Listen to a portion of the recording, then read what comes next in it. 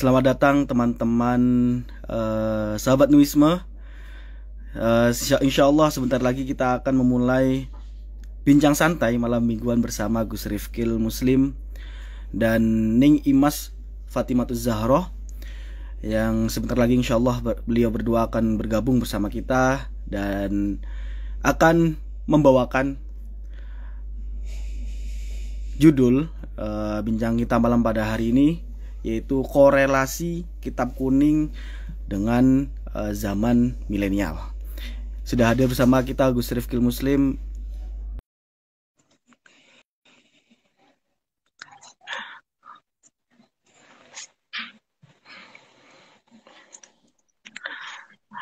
Assalamualaikum Gus.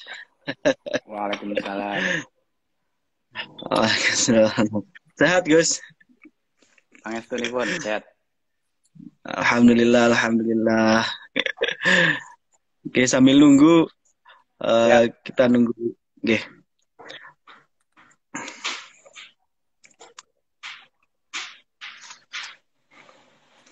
Kegiatan sekarang kenapa Gus? Kegiatannya seperti biasa, nggak ada yang berubah. Cuma udah mulai mengurangi kegiatan. Masya Allah. Oke. Oke, sudah hadir juga bersama kita Ning Imas Fatimatuz Zahroh.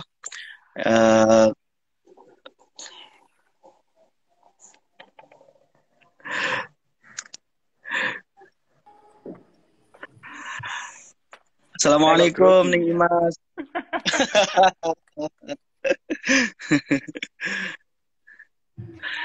Oke.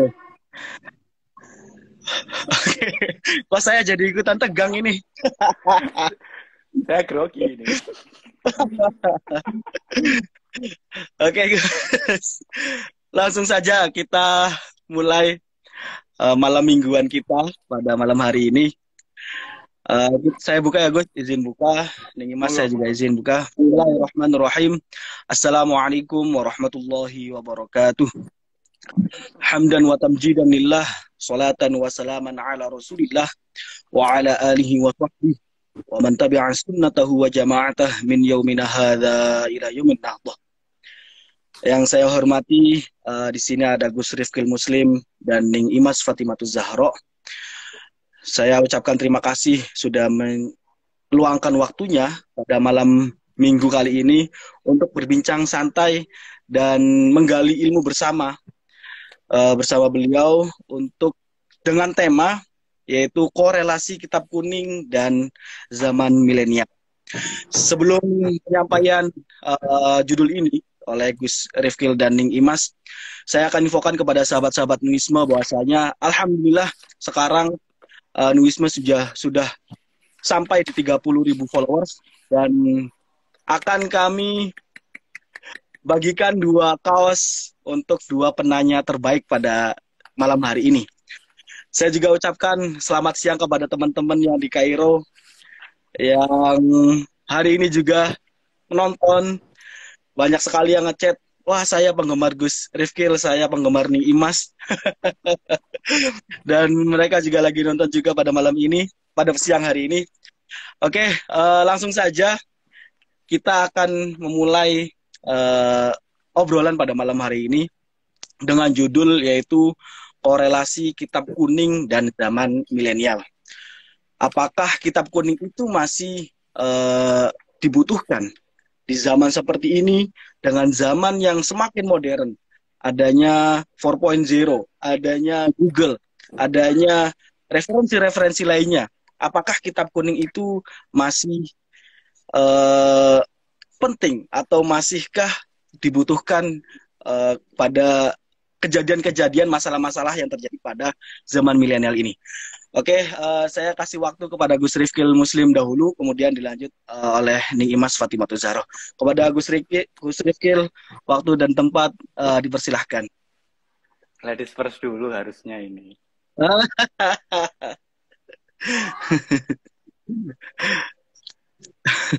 Enggak Gus. Oke, harusnya ladies first dulu, tapi ya sudahlah karena MC-nya Gus Fahri sudah menunjuk saya mau nggak mau saya harus mau ini. Ini deg-degan nih sumpah ini, dingin semua tangan saya. Ini udah buat ini.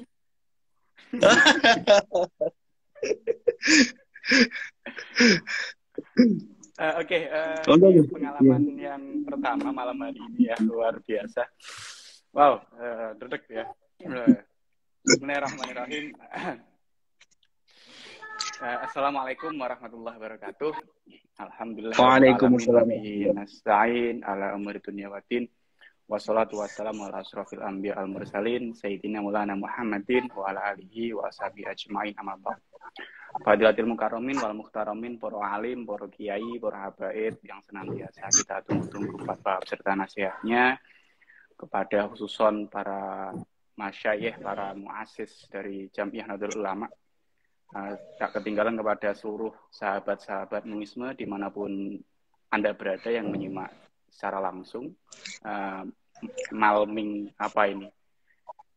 Malming produktif pada malam mingguan ya? Atau oke, malam mingguan ya. Insya Allah produktif ya, dan insya Allah penuh berkah ya. Di Mesir jam berapa? Amin. Di Mesir jam 2, Gus. Oke, di Mesir jam 2, jam di sini 2 jam siang. 7. Oke. Okay.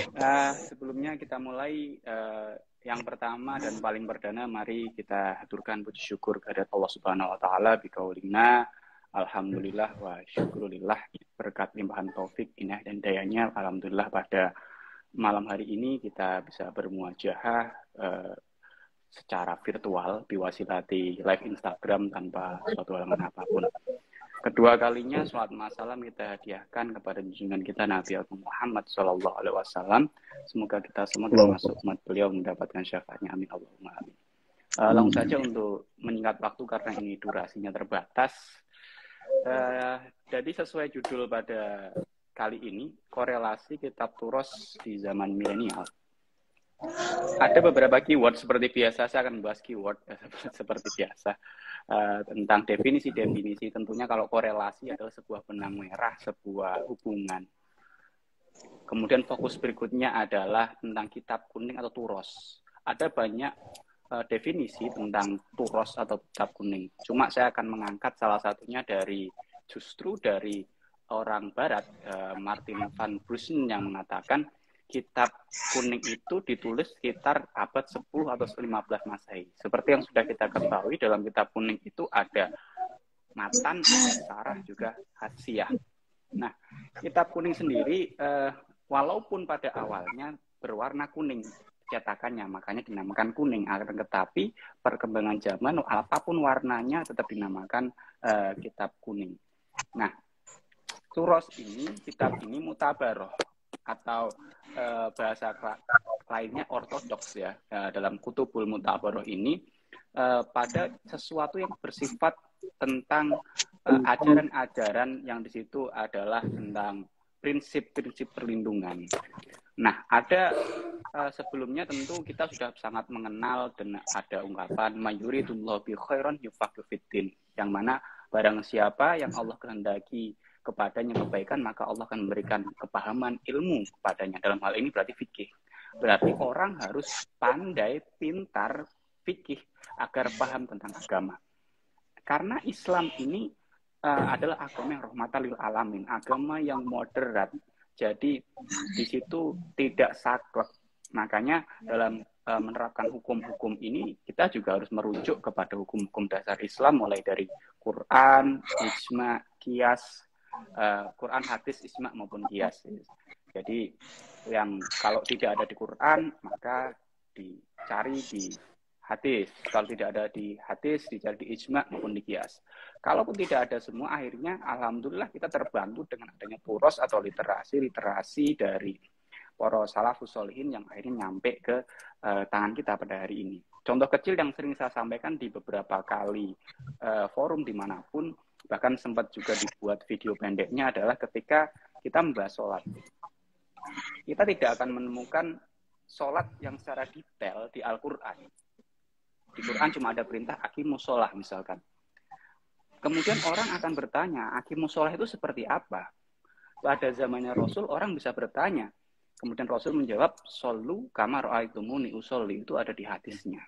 Akan tetapi, ini akan menjadi masalah ketika orang ini tidak hidup di zaman Rasulullah. Misalkan orang itu hidup di zaman tabiin atau tabiin mungkin masih bisa.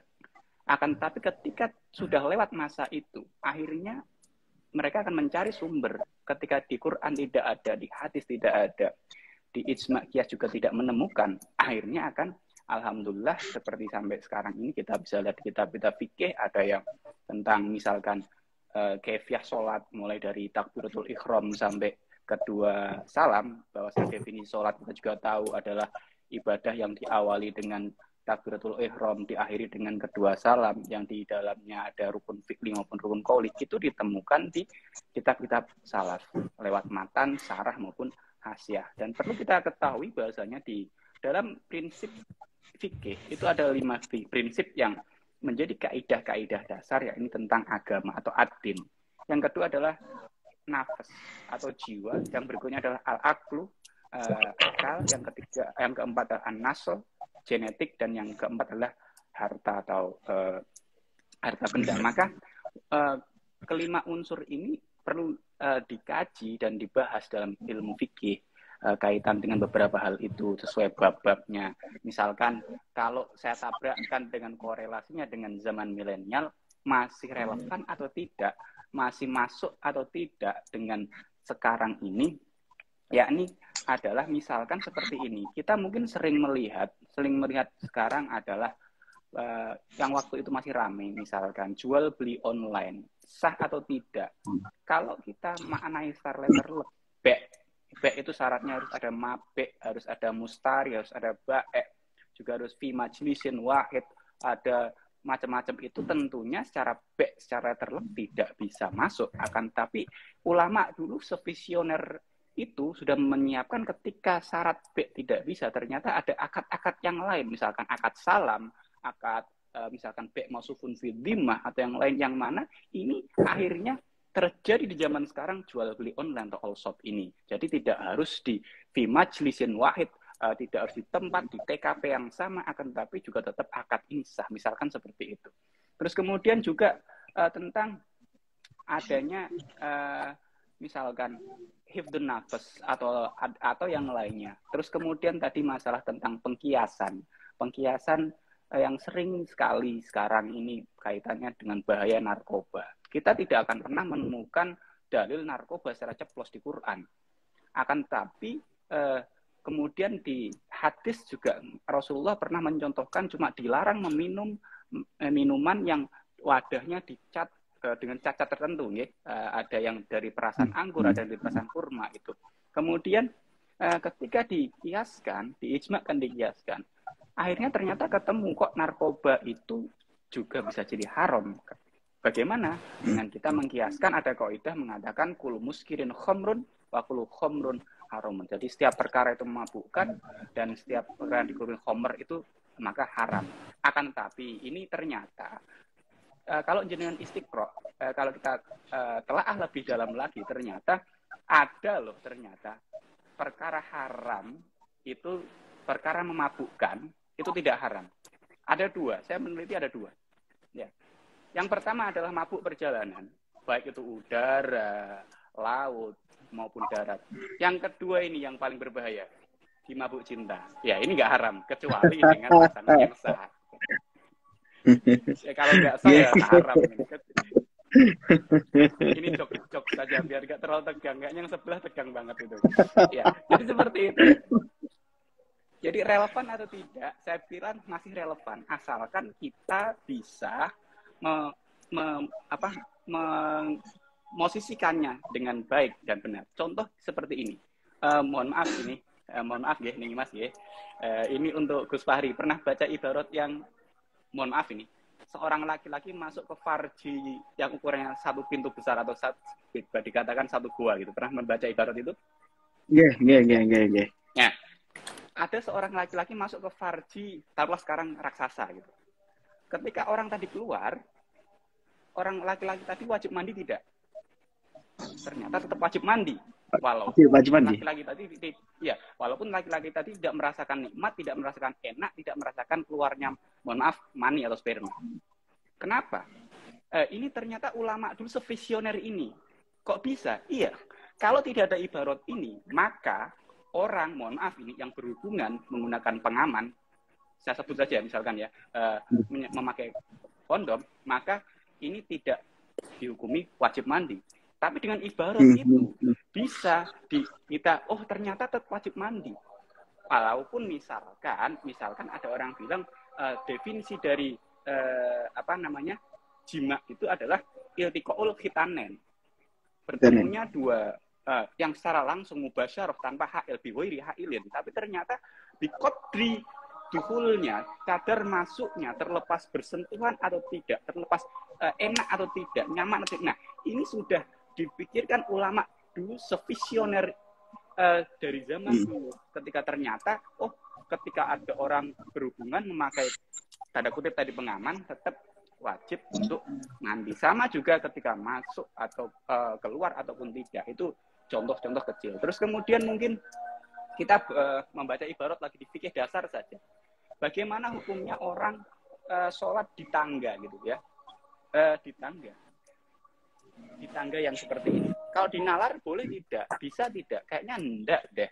Enggak ada Allah seperti itu. Ternyata kita sering menemukan kok di pesantren misalkan orang yang sholatnya telat, kemudian ada di emperan masjid atau musola, dalam rangka dia pokoknya pengen jamaah, akhirnya kepalanya mungkin di lantai masjid tangga atau atas. musolanya, tapi iya tangga atasnya, tapi mohon maaf punggung atau pahanya itu ada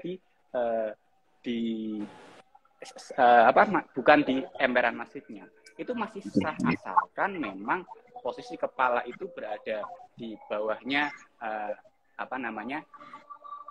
mohon maaf pantat gitu ya. Jadi itu terlepas bagaimana kitab kuning ini masih relevan atau tidak, saya pikir masih relevan, dan saya masih ingat ini yang mungkin perlu untuk teman-teman santri ya, teman-teman santri maupun non santri. Saya mengutip dawuh dari Simbah Maimun Zubair, kiai saya pernah dawuhnya tuh. Kitab kuning itu kenapa dinamakan kuning? Dari kata sifrun. Sifrun itu kata lain kuning. Kuning itu juga sifrun itu kosong. Maka santri itu kalau pengen dikatakan santri ya harus baca kitab secara kosongan. Nah ini agak berat memang. Jadi tidak membaca yang ada maknanya, tapi masih gundul. Ini akan menjadi sangat berat bagi orang awam. Jangankan baca gundul, yang ada harokatnya aja masih belepotan. Nah itu yang penting menjadi dasar untuk memacu kita agar kita belajar kitab kuning yang baik, yang benar-benar bersungguh-sungguh, dan untuk memaknai teks itu tidak letterlek untuk kitab kuning ataupun apa yang lain. Contoh lagi, ini yang masih ramai kemarin, misalkan kasusnya Pak Dudung ya, ketika mengatakan Tuhan itu bukan orang Arab. Menurut saya itu benar, dan itu tidak perlu digoreng. Kok bisa? Karena Tuhan itu bukan orang. Ya, apalagi menisbatkan orang Arab. Kalau kita ngaji tauhid, kita sudah tahu di tauhid itu kita tidak boleh menyamakan Allah dengan apapun. Ada mukhalafatun lil hawadis. Jadi cuma bumbu-bumbu gorengan saja saya pikir.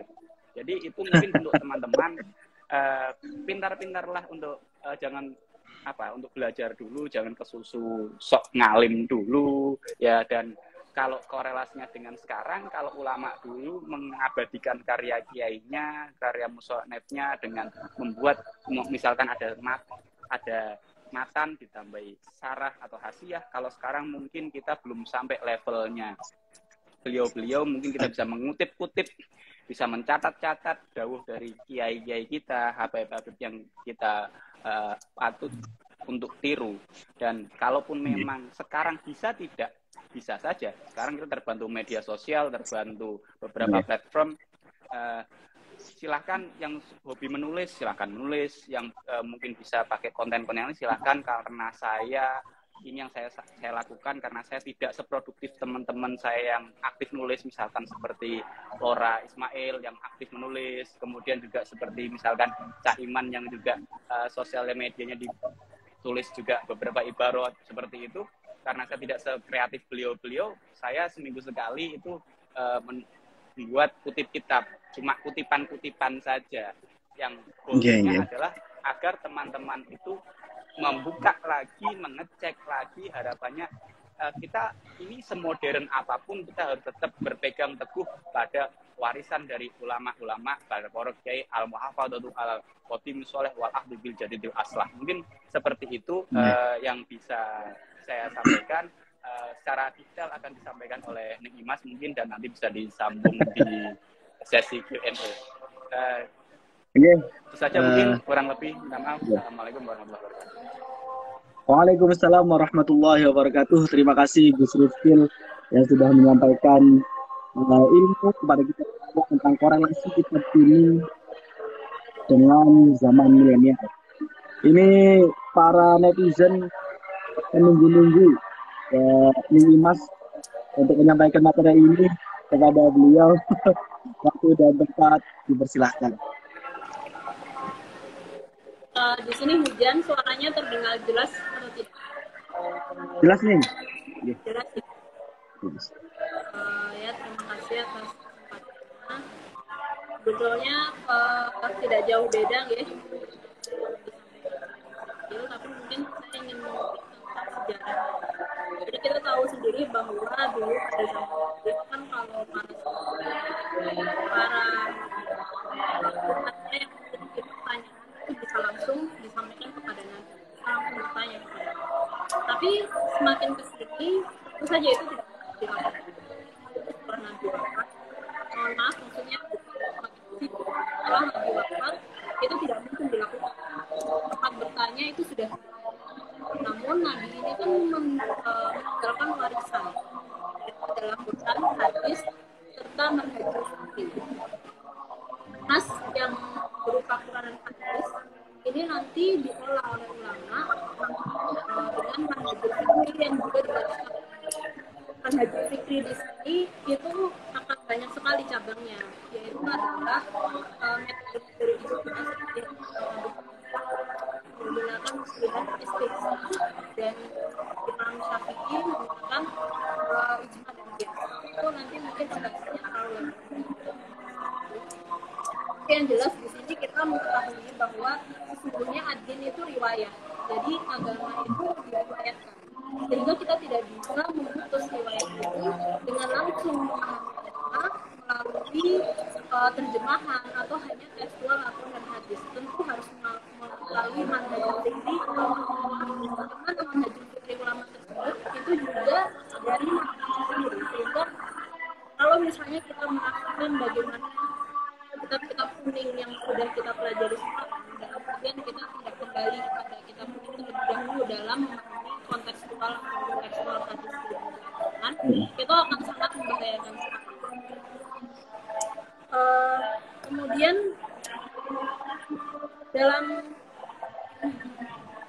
Kemudian dalam prosesnya hukum Islam itu kan sangat beragam ya. Dulu itu ada yang namanya ahlul ra'yi dan juga ahlul hadis. Ahlul ra'yi di sini ini lebih kepada pemikiran. Jadi Imam Abu Hanifah yang menggunakan metode istihsan itu cenderung kepada ahlul ra'yi. Jadi metode berpikir berlandaskan kebenaran, akal sehat dan juga kemaslahatan. Tapi kalau ahlul hadis yaitu adalah Imam Malik, serta di sini yang termasuk juga istihadnya dari Imam Syafi'i, yaitu mengambil metode qiyas dan juga metode ijma. Nah di sini terbukti bahwa sesungguhnya khilafiyah ulama itu dihasilkan oleh proses yang panjang, ataupun semua yang dihasilkan dalam kitab-kitab Taurat, kitab-kitab salaf itu tidak sembarangan. Semuanya melalui ada metodologinya, tidak hanya sekedar penulisan saja, tapi di situ juga ada banyak sekali proses yang dilakukan. Jadi tidak hanya sekedar berisi informasi saja. Seperti halnya dulu nih Bung, guru saya menceritakan bahwa mualifnya kitab Julumiyah itu untuk mengecek kejernihan hatinya dalam membuat kitab itu sampai dibuang ke laut. Kemudian beliau mengatakan jika saya memang membuat kitab ini dengan ikhlas, maka kitab ini akan kembali dan juga akan bermanfaat untuk umat. Tapi jika saya membuat kitab ini hanya untuk eksistensi diri atau eksistensi pribadi, tidak ada keikhlasan dan juga tidak dengan niat yang baik, maka kitab ini akan hilang di telan lautan. Ternyata sampai sekarang kita tahu bahwa Julumiyah itu dipelajari oleh siapa saja yang hendak sebagai beginner ya, untuk orang-orang yang ingin bisa membaca kitab kuning. Jadi di sini kita harus mengetahui bahwa sesungguhnya kitab kuning itu memang sangat-sangat vital. Sevisioner apapun orang sekarang, itu tidak lepas dari orang-orang sebelumnya. Karena agama itu adalah sebuah riwayat. Dan riwayat itu harus terus bersambung. Kita tahu bahwa hadis itu kan juga Hasan, Dhaif, Maudhu, Sahihnya, semuanya itu dilihat dari riwayatnya. Kalau misalnya riwayatnya ada yang cacat, maka hadisnya tidak bisa dipakai, tidak bisa dianggap sahih. Kalau hadis tidak bisa dianggap sahih, maka dia tidak bisa dijadikan tendensi hukum. Ini menunjukkan bahwa agama itu memang sangat kental sekali dengan riwayat, dengan mata rantai. Oleh karena itu menafikan mata rantai dan juga kitab-kitab kuning yang harusnya dipelajari terlebih dahulu sebelum kita ini bisa mengaktifkan metode berpikir kita sendiri, itu sangat berbahaya. Oleh sebab itu di pondok pesantren itu kan selalu diberitahu bahwa kita itu harus memiliki adab terlebih dahulu, adab dalam belajar, adab kepada guru, supaya kita ini bisa meredam ambisi di dalam diri kita, bisa meredam apa yang merugikan kita sendiri nantinya. Terlebih dahulu adalah harus tunduk terhadap apa yang kita pelajari, mengagungkan kitab-kitab kuning, kemudian memiliki adab dalam mempelajarinya. Itu supaya apa? Supaya ruhnya ini, kita ini silaturruh kepada guru-guru itu bisa nyambung. Sehingga bukan apa yang kita pelajari itu tidak hanya keluar dari hawa nafsu saja, tapi memang betul-betul ada korelasi dan juga ada sambungan-sambungan dengan guru-guru kita sebelumnya, sehingga mendapatkan ilmu yang betul-betul manfaat, dan juga ilmu yang kita dapatkan itu betul-betul nur ya, bukan hanya sekedar informasi saja. Karena lagi-lagi kita tahu bahwa manusia ini kan komposisinya banyak sekali, ada nafsu, ada akal, ada jiwa juga. Tapi jika kita tidak berusaha menundukkan diri sendiri, itu nanti justru yang kita keluarkan itu bukan sesuatu yang murni, tapi justru sesuatu yang memang di situ terkontaminasi dengan hawa nafsu. Nah di sini ulama-ulama dahulu itu sebelum mau menulis kitab, mereka itu selalu tazkiyatun nafs, ataupun membersihkan hati, membersihkan diri. Supaya apa? Lagi-lagi kitab yang dihasilkan, kitab yang dicetak, kitab yang ditulis oleh para mu'allif itu memang betul-betul berasal dari kejernihan hati, memang betul-betul berasal dari petunjuk Allah Subhanahu wa taala, bukan hanya sekedar informasi saja, atau bukan hanya sekedar apa yang ingin ditulis, dan tentunya dengan niat yang baik.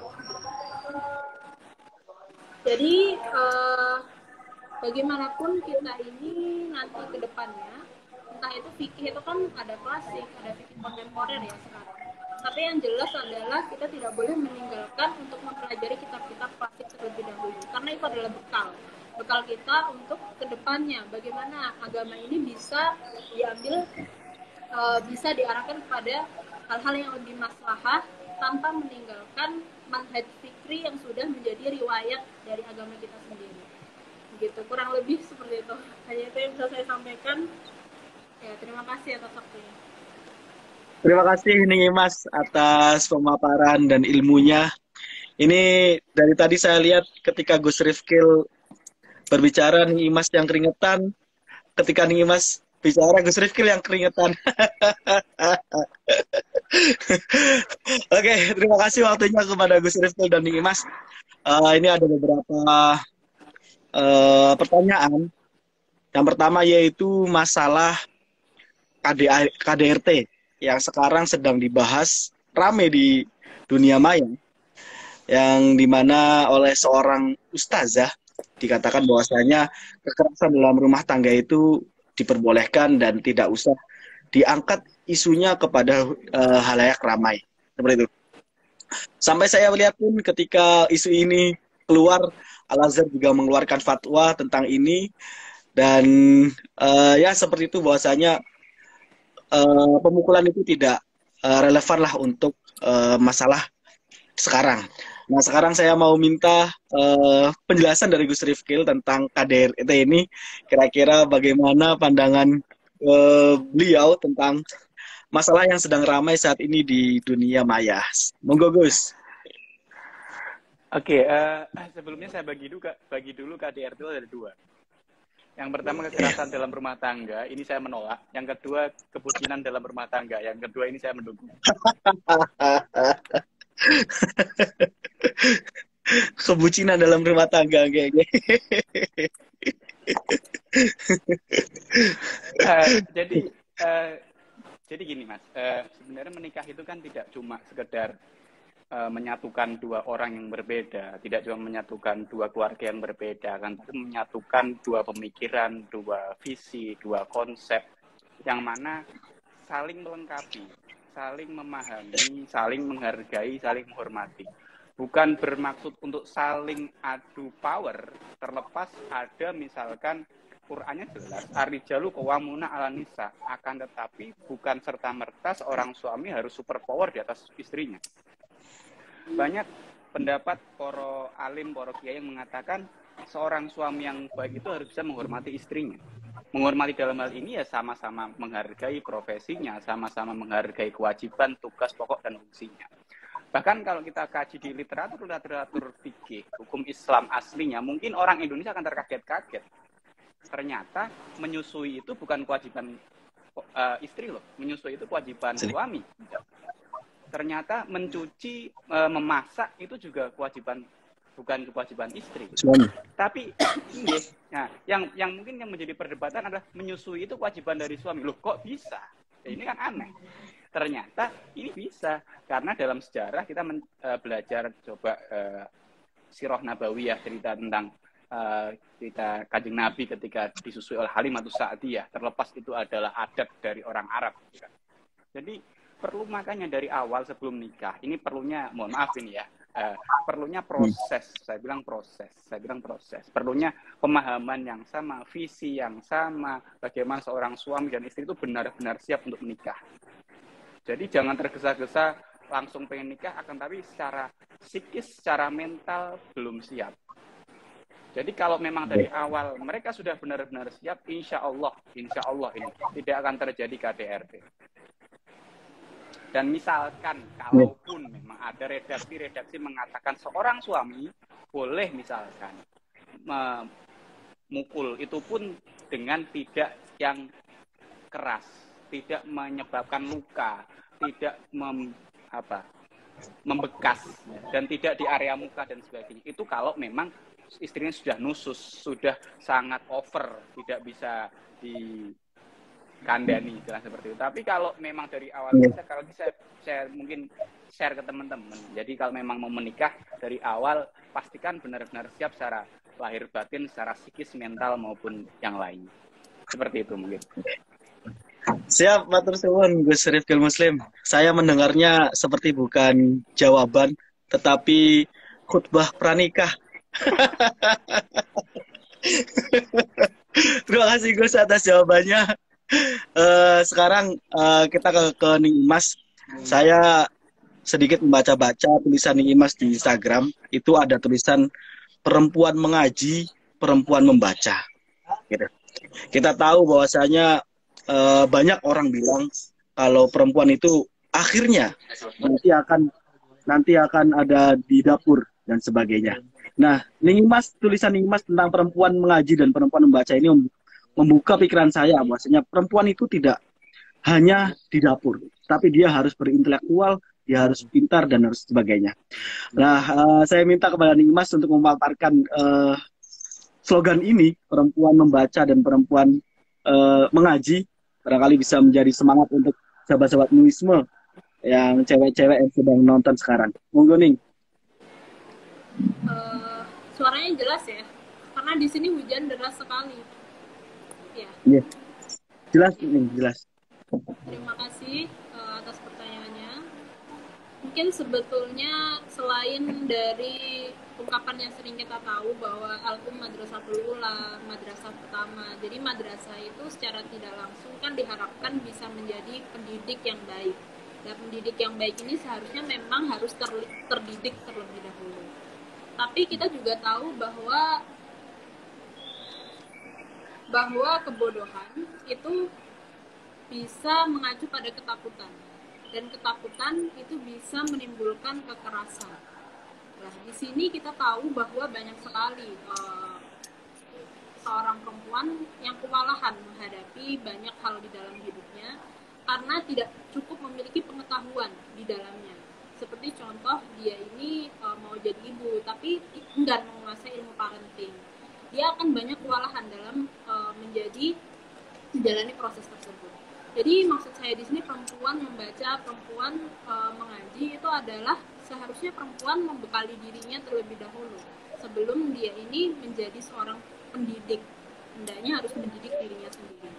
Memang jargon perempuan yang 3M, masak, manak, maca, itu seharusnya tidak lagi relevan ya. Karena kita tahu perempuan sekarang apalagi di Indonesia itu sudah mulai banyak yang memiliki kiprah dan diharapkan untuk bisa berkontribusi di ranah yang lebih luas, tidak hanya perkara domestik rumah tangga saja. Meski tanpa menafikan bahwa perempuan itu tetap harus menghormati suaminya, tetap harus menjadikan keluarga prioritas. Tapi tidak menutup kemungkinan bahwa perempuan ini bisa seharusnya diberi kesempatan lebih dari itu. Sehingga dia bisa mengoptimalkan potensi hidupnya supaya lebih signifikan. Karena apa? Karena kita tahu sendiri bahwa kemadorotan ataupun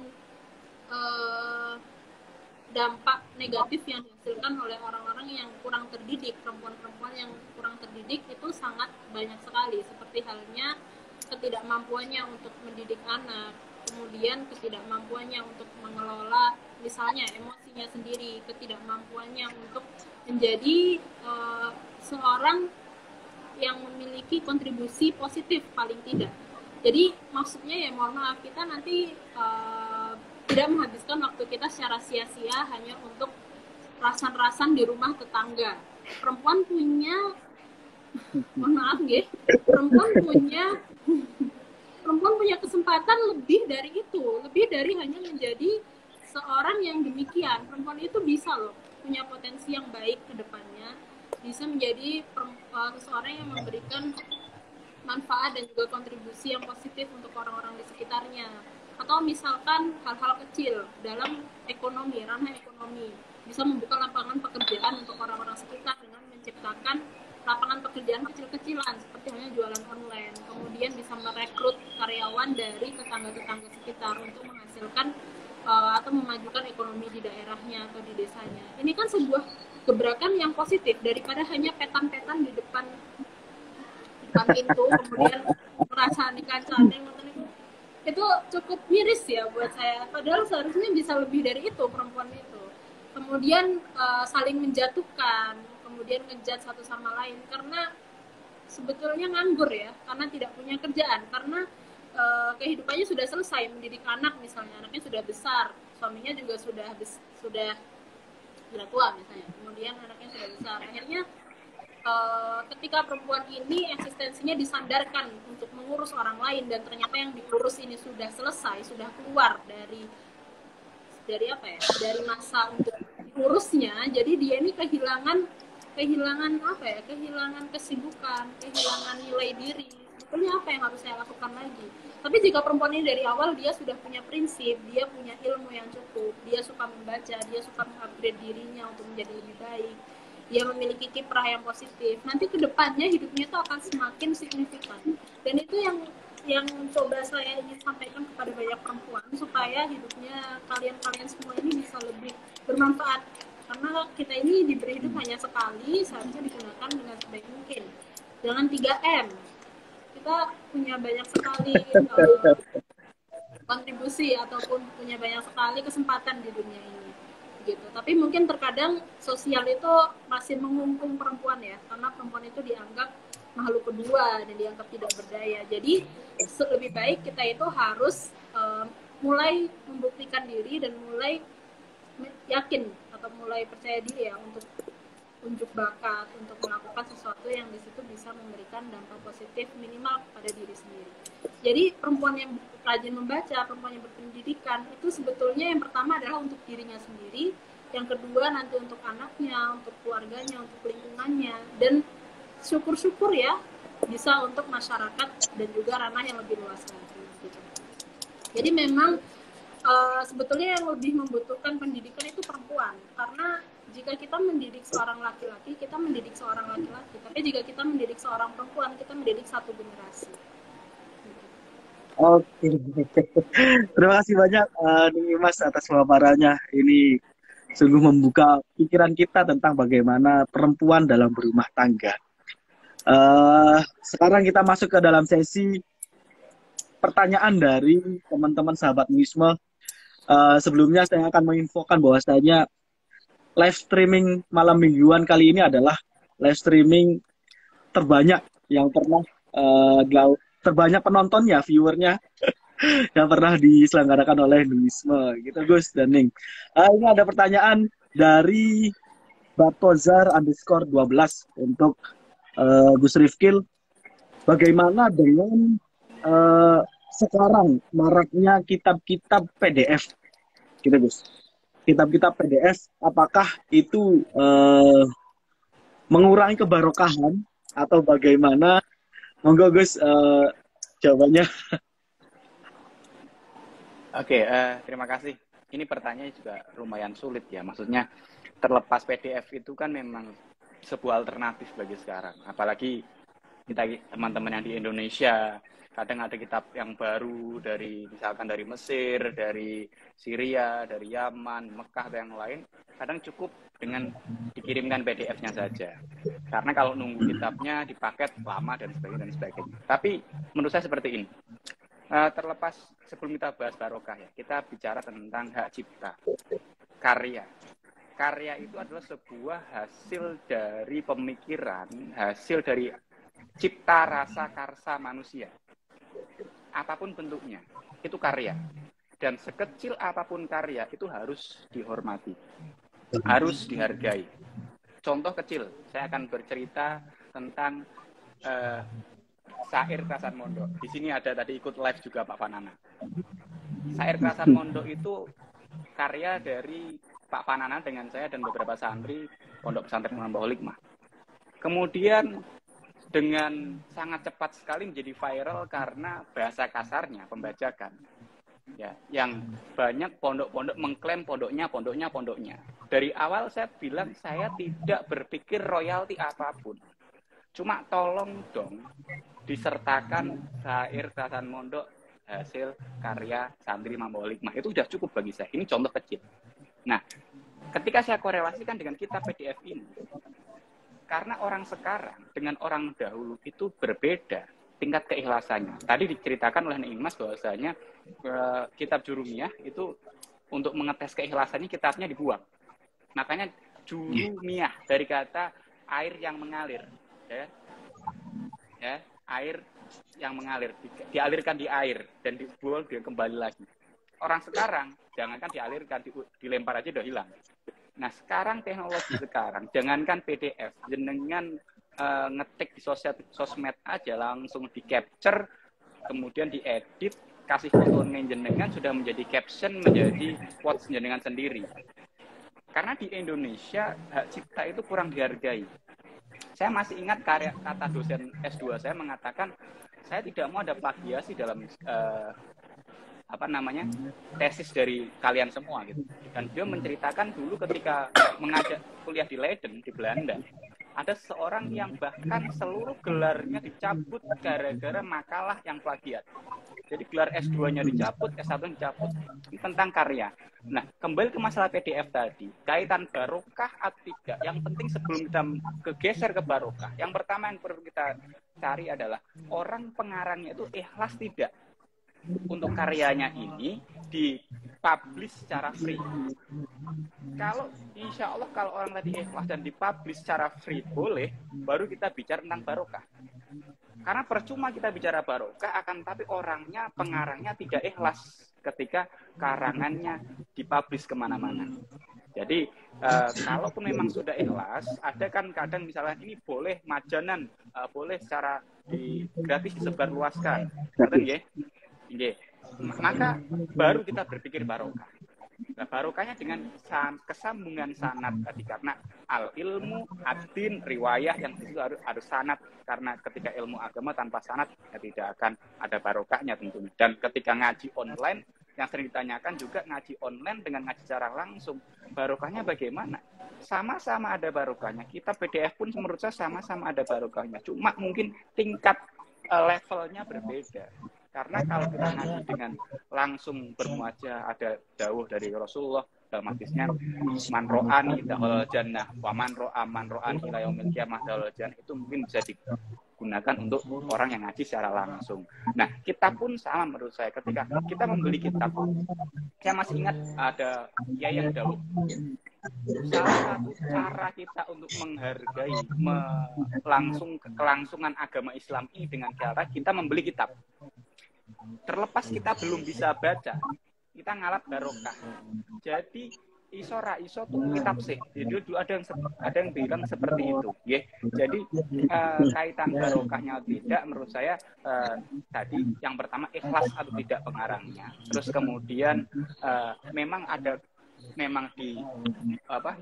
untuk asalkan bisa dimanfaatkan dengan baik, insya Allah tetap mendapatkan barokahnya.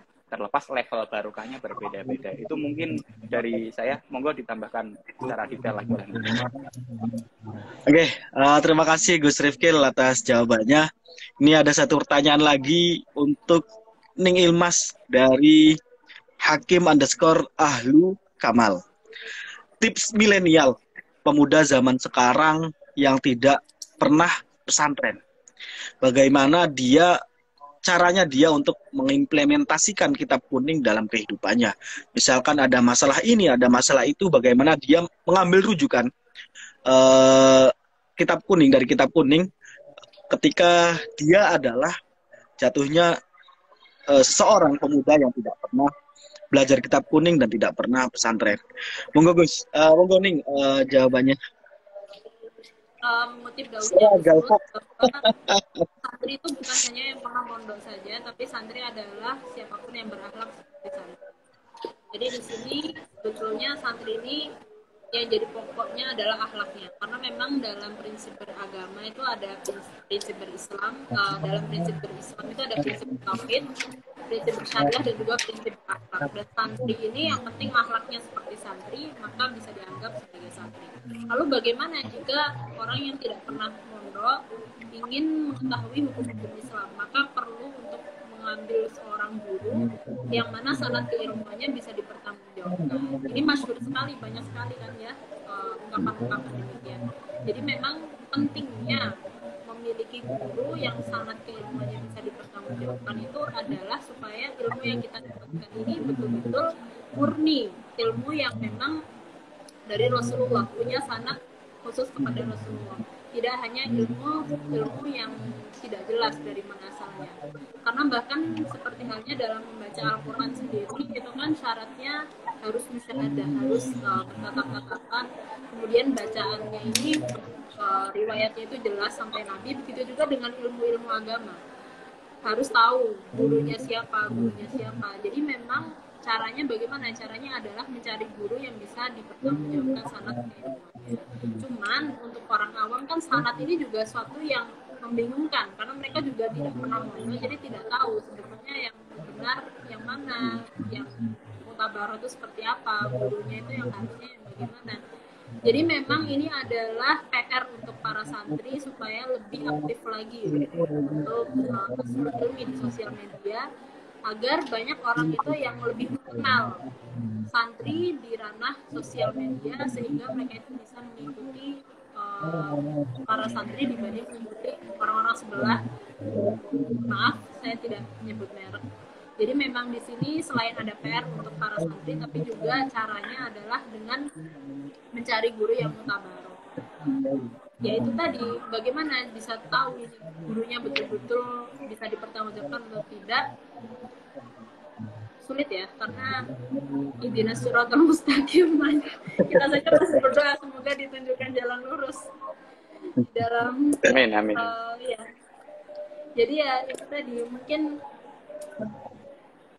PR untuk para santri sih, memang harus lebih banyak lagi bikin konten di sosial media supaya siapapun bisa mengakses keilmuan hasanah klasik dan lebih mengetahui seperti halnya kaifiah ibadah, kemudian hukum-hukum yang sering kita lakukan dalam keseharian, entah itu muamalah, entah itu menakahan, itu PR untuk para santri. Dan untuk orang-orang yang belum pernah mondok, yang penting kalau sudah menemukan guru yang tepat, yang sanatnya baik, yang sanat keilmuannya bisa dipertanggungjawabkan, ikutilah. Karena memang kita semua sebetulnya para santri juga mengikuti guru-guru kita. Karena kembali lagi ad-dinu riwayah, bahwa agama itu adalah riwayat. Dan kalau mengutip daunnya Kiai Haji Azizi Hasbullah itu, bahwa sesungguhnya ilmu agama itu yang penting adalah silatul arwah. Jadi bersambungnya ruh kita dengan ruh para guru-guru kita. Sehingga penting sekali untuk bertawasul, penting sekali untuk meneladani tindak lampah, penting sekali untuk meneladani akhlak para guru-guru kita. Sehingga kita ini ketika melakukan sesuatu tidak hanya berdasarkan oleh hawa nafsu, tapi juga memang ditentukan oleh sesuai yang guru kita ajarkan. Oleh sebab itu, pokoknya kalau saya tidak pernah mondok, sudah dapat guru yang baik, nggih, niku mawon samina wa atuna dengan guru yang kita dapatkan. Kurang lebih demikian. Oke, terima kasih Ning Mas Fatimah Zahra atas jawabannya. Bagaimana kepada teman-teman sahabat Nuisma yang belum pernah mondok dan belum paham bagaimana kitab kuning, yang apalagi untuk menerapkannya di dalam kehidupan sehari-hari, bisa mencari guru dengan sanad yang benar, guru dengan sanad yang sudah mutasil kepada pengarang dan kepada Rasulullah Shallallahu Alaihi Wasallam. Oke, kita sudah masuk di sesi akhir, udah hampir 1 jam kita ngobrol-ngobrol, guys. Tidak terasa. Dan mungkin satu lah terakhir pesan kepada sahabat Nuisma. Sekarang ini sahabat Nuisma sudah 30.000, dan obrolan kita malam ini juga akan dipost ulang di Nuisma, dan insya Allah akan ditonton oleh banyak orang juga. Mungkin pesan untuk sahabat-sahabat Nuisma, lakukan sahabat mungkin dari Gus Rifki dan Mas masing-masing menit karena waktunya terbatas, Gus. Oke, mungkin sedikit dari saya. Jadi selama qaul atau pendapat para ulama itu masih bisa dipahami dan bisa diaplikasikan secara kontekstual dalam kehidupan, maka nih saya kitab kuning ataupun turos ini masih bisa menjawab seluruh problematika umat.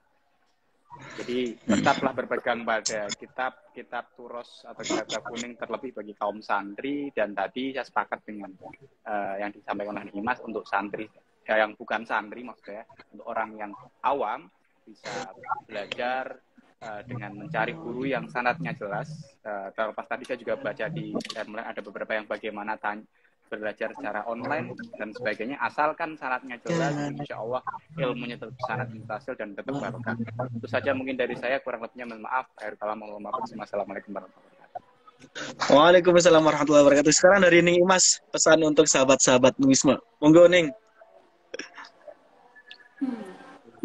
Mungkin ingin sedikit lebih spesifik ya membahas yang bahwa siapapun yang belum pernah mondok kemudian ingin mempelajari Islam dan mencari guru, itu yang terpenting adalah guru tersebut tidak mengajarkan kekerasan, kemudian betul-betul mencarikan Islam yang rahmani lil alamin. Kurang lebih demikian.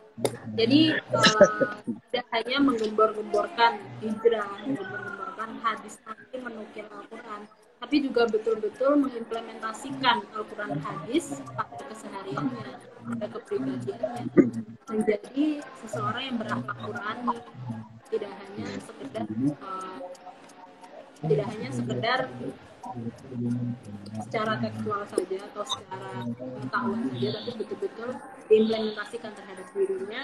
Dan caranya menyampaikan dakwah itu dengan rahmah wa mau'izatul hasanah, bil hikmah wa mau'izatul hasanah, serta tidak mengajak pada kekerasan. Oke, terima kasih Ning Mas atas pesan kepada teman-teman Nuisma, sahabat-sahabat Nuisma yang sudah hadir ataupun nanti yang mau nonton siaran ulangnya. Dan kita sudah di ujung acara, kita sudah 1 jam berbincang santai. Jujur saja saya sendiri grogi. Ada Gus Rifki, ada nih.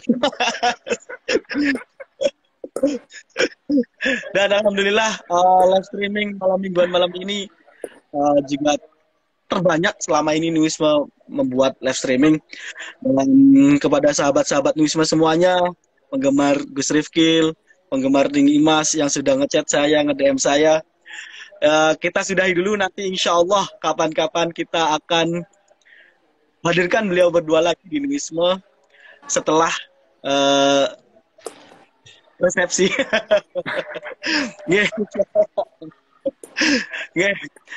Saya infokan kepada dua pemenang selamat, yaitu kepada Batazor _12 dan Hakim Ahlul Kamal, Hakim _Ahlul Kamal yang sudah bertanya dan akan kita kirimkan kaos Nuisma secara gratis.